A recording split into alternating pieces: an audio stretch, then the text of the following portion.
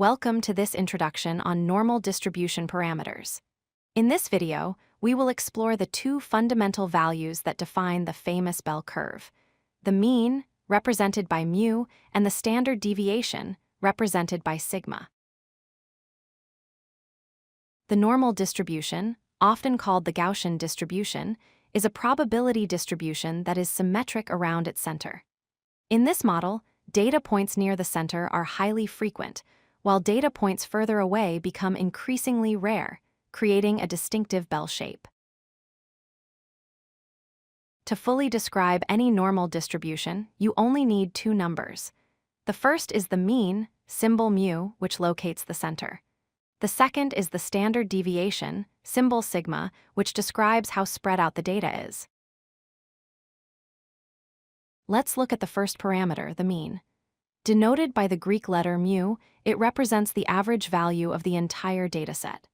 Graphically, it sits exactly at the peak of the curve and acts as the axis of symmetry, dividing the data into two equal halves.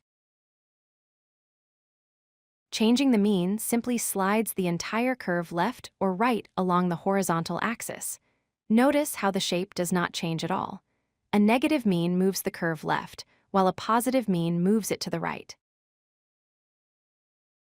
The second parameter is the standard deviation, denoted by the Greek letter sigma. This parameter measures dispersion. It tells us how tightly clustered the data is around the mean or how widely scattered it is. When the standard deviation is small, the curve is tall and narrow because most data is clumped near the center. When the standard deviation is large, the curve becomes short and wide, indicating the data is spread out over a larger range. Standard deviation gives us the empirical rule, also known as the 60-890-590-9-7 rule.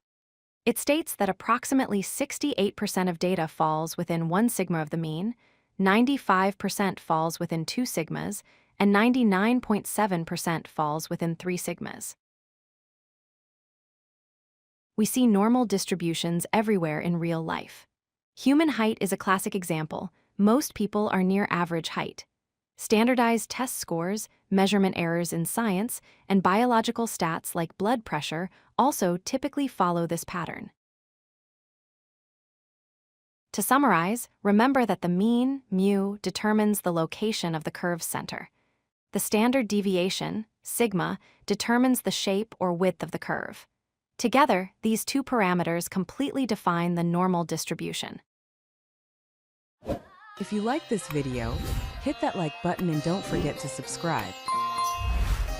Visit codelucky.com for more such useful content.